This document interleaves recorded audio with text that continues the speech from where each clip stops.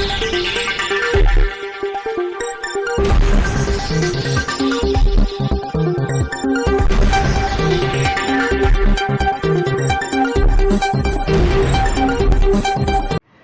દર્શક મિત્રો, આપ જોઈ રહ્યા છો શિરોડ સમાચાર।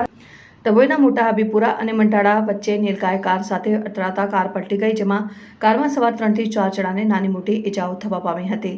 ડભોઈથી કરજણ જવાના માર્ગ પરથી પસાર થતી કાર સાથે અથડાતા પલટી જતા અકસ્માતની ઘટના બની હતી, જેમાં ડભોઈના મોટા હાબીપુરા અને મંટાળા વચ્ચે નીલગાય કાર સાથે અથડાતા કાર પલટી ગઈ હતી, જેમાં કારમાં સવાર 3 થી 4 જણાને નાની મોટી ઈજાઓ થવા પામી હતી, જેને લઈને ઇજાગ્રસ્તોને સારવાર અર્થે ડભોઈની ખાનગી હોસ્પિટલમાં સારવાર અર્થે ખસેડવામાં આવ્યા હતા।